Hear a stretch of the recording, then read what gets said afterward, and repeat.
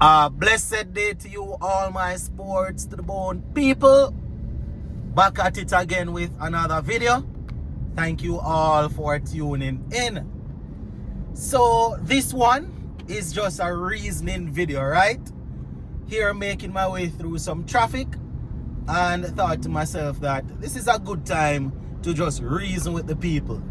So this one might not flow sequentially or in order as though I would like, but we're going to reason nonetheless. So just give a listening ear and you can let me know your thoughts in the comment section.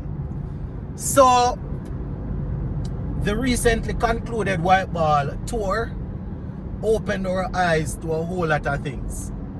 I mean, some West Indies supporters will probably say their eyes were already open to these things, right?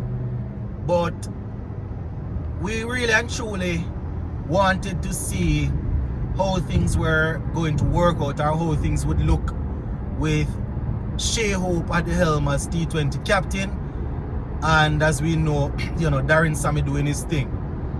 So there are quite a few things that we identified throughout the T20 and ODI games that we definitely need to fix. You understand? We definitely need to fix those if we are going to be able to compete at a top level.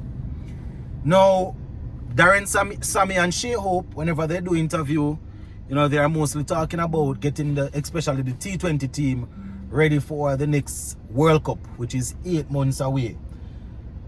You see, if we continue to think like this, then we find that it's always going to be a part and piece thing, where whenever the World Cup is close, it seems as if we are just trying to get things together to give a good account at the World Cup.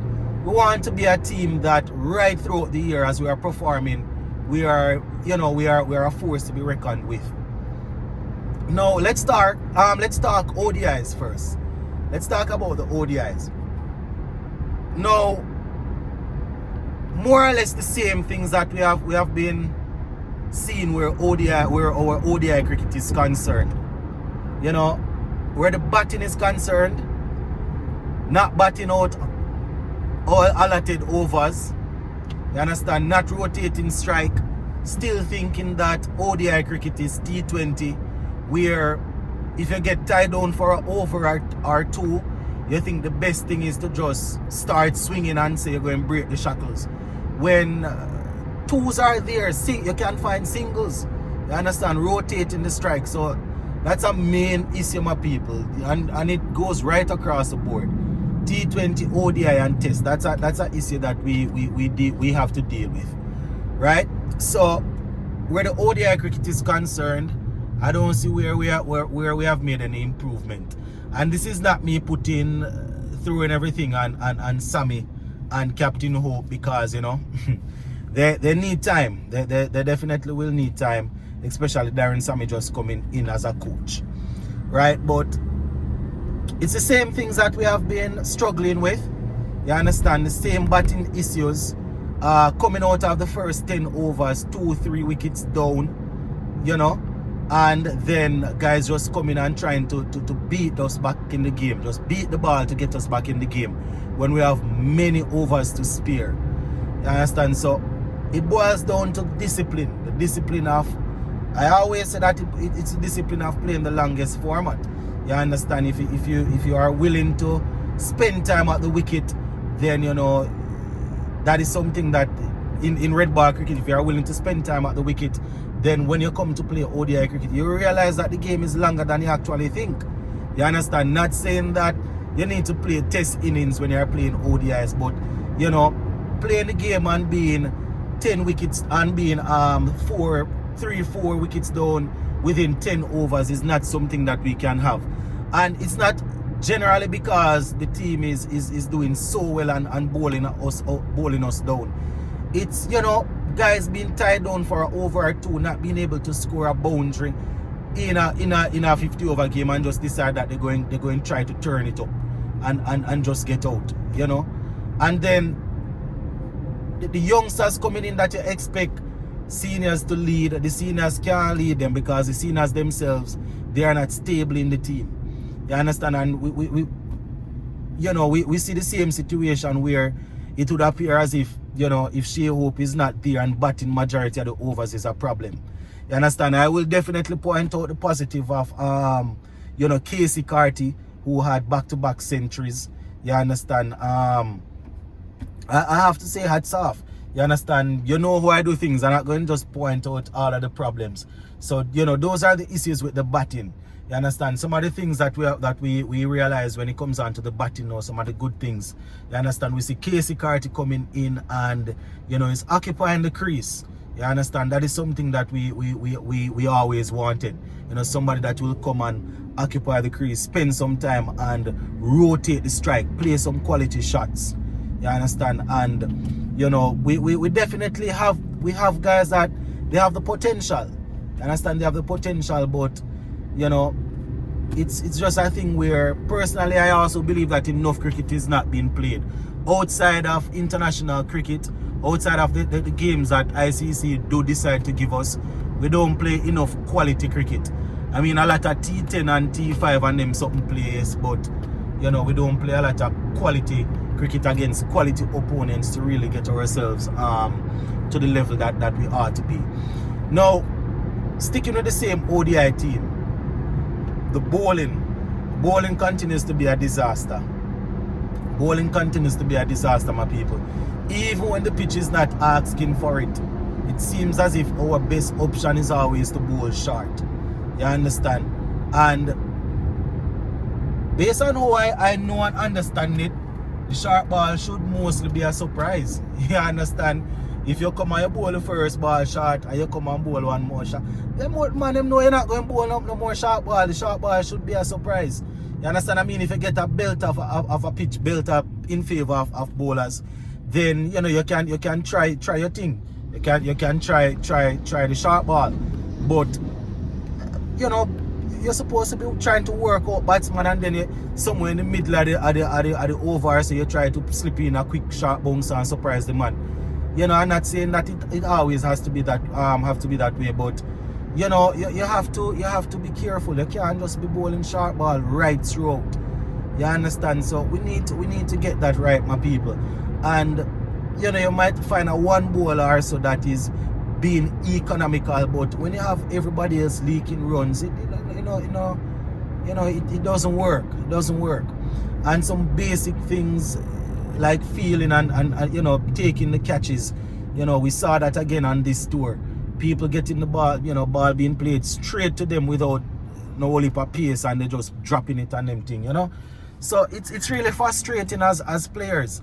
You understand? And I think that as fans, I mean, it's frustrating as fans, and I think that as fans, we are probably expecting too much. You know, that I don't want it to seem as if I am saying the guys aren't good at all, but I think that why it bothers us so much is because we are expecting too much. But people that watch the cricket and follow the cricket closely would know that we match up with most players around the world, leading from under 15 going up to under 19. But then, you know, the transition, it doesn't happen. You understand? It doesn't happen. And I know there are a lot of factors, you know, when our guys get in like probably 6 or 7 games for the red ball games for the season. Some team, you know, some countries, they get in a whole lot, you know. So I know there are a lot of factors, but, you know, this is what we have, and we have to work with it and make the best of it. You understand? And sometimes, you know, what we see on the field out there, we cannot blame captain. Sometimes we can't blame coach. Not saying that the coach and the captain shouldn't be you know, questioned or anything, but I'm just saying that some of the shots, some of the balls, and you can, even sometimes when the bowlers are bowling, you can see that the plan is not what they are doing. You understand? You can see what they are bowling is not the plan. And, you know, it's just all over the place. And it's, I said we're going to start off with ODIs, but it's basically the same thing with the T20s. You understand? And I mean, Shea Hope said it himself at the end of the T20 series that, you know, there are a lot of things that we need to fix. If you're talking about power play, we have an issue with power play, both batting and bowling. When we're batting, we can't come out of the power play 3-4 wickets down. Much more often than not, you're going to lose that game, coming out 3-4 wickets down. You understand? I know we have guys coming in the middle that can bat and they can hit the ball a long way, but the power play is there to benefit the batsmen. You understand? Everything set up for benefit them, so they need to be more proactive. Know that you still can rotate the strike. That has been an issue for us. You understand? Man batting in the power play had missed 4 or 5 balls, so they are probably 3 from 5 or 3 from 6, and then they just decide to make a one almighty heave and get out. You understand? When you can appreciate that if it's the power play, you're gonna have guys that will probably still be able to bowl some good balls. Try to rotate the strike. Instead of swing after 5 of the ball and miss and then take a single off the last ball to make sure you retain the strike. You understand? Them thing that you want to rotate the strike with the good balls, and then man going push in a bad ball, and you're going to get it for boundary because they don't have much fielders outside the circle in the power play. So these are things that I know that they talk about it, they practice them.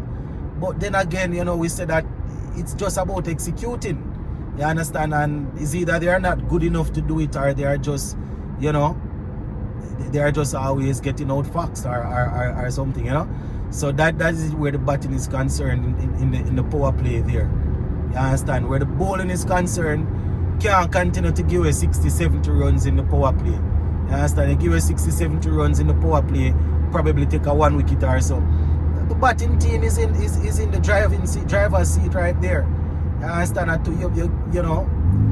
Power play done and they lose 1 wicket and get 60, 70 runs. Whole heap of runs that we just lose 1 wicket.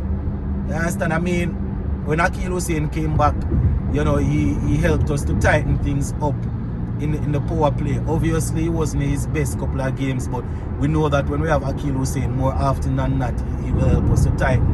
You understand? But we still need to make sure that whoever the other 2 bowlers are 3 that go and bowl in the power play.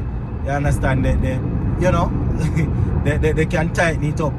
It can't always come. I know that it's a power play and batsmen are at an advantage, But I've always said that quality bowlers find a way to get their team in an advantage, get their team an advantage when they're, when the advantage should be to the batting team. That is what separates quality bowlers from bowlers that are just trying. You understand? And that is something that we need to work on. We can't. And the next thing is that we can't have guys that we say they are our strike bowlers, and we have to hide them from power play and death overs. Right? That can't make any sense if they are the lead bowlers. And my reason for saying this is in the middle overs, the field will be spread, so guys will be looking to rotate. They will look to score, yes, but they will be looking to rotate the strike more. You understand? So you need the best bowlers being able to bowl in the power play, either take wickets or reduce the bulk, the leak, the hemorrhaging of the runs. You understand? So it's basically the same things. We have to deal with the same things over and over and over. You understand? So I mean, obviously in England is not easy. You understand? And I don't have short-term memory as much as sometimes people might think that I don't have short-term memory. So I definitely remember that. Listen, last year we had a good run. You understand? We had a good year in ODIs and T20s. You understand? Finished off well. So this is not me saying that the guys can't do anything at all. I'm just saying that consistency is key. And they have this saying that goes like something like this: what have you done for me lately? Right? So you're as good as your last performance. You understand? You're gonna have players with credit in the bank, yes, based on how they would have performed in the past. But we have to be careful. You understand? And there are some guys in the squad that we continue to work with in the squad that it just won't work. It won't work, and I don't know. It's probably going to be a case where they have the same group of players that they are looking to take to the World Cup, and then after the World Cup here they say they're going to reset because it's a young team and they lead into the next World Cup. They can hardly play this card about it being a young team right now. They have been saying that for a long time. You understand? And going into this World Cup, the amount of old man in the squad, you You know, they have a lot of senior guys in the squad, so that's not a card that they can play. You understand? So they have to be careful. You know, according to Sammy, they have time. You know, when he was asked about Nicholas Puran, he said that he respects Puran for making the decision early, and you know, and so they can have enough time to prepare going into the World Cup. You understand? So I don't know if it's a case where, you know, they are working with these same players, or they're going to decide to, you know, but it's the same thing over and over. You understand? We have Johnson Charles, Brandon King, Evan Lewis as openers, you know, and if we're trying something and it's not working, we need to try something else. You know, I know that you have to give guys enough games to really, you know, show, but you know what to expect based on you know, a lifetime of guys playing. You understand? So I just don't want it to be a case where we go into the next World Cup and then, you know, we hear that we had guys carrying injuries and guys were just pushing to close out this international chapter with the team, and it's a fresh start and it's a young team. That is something that we have heard that thing way too many times now. You understand? So you know, I just think that coming out of England, there are a few things, you know, that they are right in front of our faces, right? The restart that captain and coach Darren Sammy wanted for the T20 team, obviously that restart basically not started. You understand? While we can understand the ODIs, because we generally don't really too hot in the ODIs, right? The T20 team was on a rise. You understand? Moving from 9 down to 3rd, and then I think we're probably about 4th or 5th or somewhere there. You understand? One was expecting that we would go in and really give a good account of ourselves, and, you know, separate and apart from that final game there against Ireland, you know, where we scored 256. There wasn't too much to really say, yeah, this T20 team is really continuing where they left off last year. You understand? But I've said it before that I am willing to give Sammy and Shea Hope, you know, enough time to really show us what they are trying to do. You know, I am a man like that. They are the leaders right now, so I am going to work with them. You understand? Doesn't mean that when I see things I'm not going to call it out, but, you know, I'm going to work with them. But, you know, it's very difficult when you have a team that is making a transition, and is, you know, a team that was doing so good, and then you're transitioning, and, you know, you get off to a tough start. It really and truly going to bring you under the microscope. You know, people going to really wonder if you know what you're doing. You understand? But my call to the fans is to, you know, let us give the captain and the coach some time to really show us what they are doing. I think we have Australia and Pakistan coming up next. And I think those are the white ball series that we have coming up next. And, you know, we can obviously we want to win games, you understand, because the aim is to continue to climb up the rankings. You understand? We want to make sure that we continue to move up the rankings. So, and the only way to do that is to win games. So I'm not saying that they have Australia and Pakistan as a free run. You know, I'm not saying they have those two series there as free runs to show us what they are doing. And I'm just saying that, you know, those are the two that we have remaining, and, well, not remaining, that we have next, I think. And, you know, we definitely want to see want them to get some time to really do what they're doing. Obviously, it's different leadership, you know, so man will have a different way of captaining and things. So, you know, guys will have to adapt to new roles. Nicholas Puran was a big part of our plan going, you know, over the last couple of years. He's no longer there, so that is something that we also need to factor in. So, whole heap of things, my people, a lot of things, you know. I'm going to try and see if we can do a live pretty soon, so we can talk about all of these things. Go and leave this one right here, so for now, my people. Just wanted to reason a bit. Big up on yourself.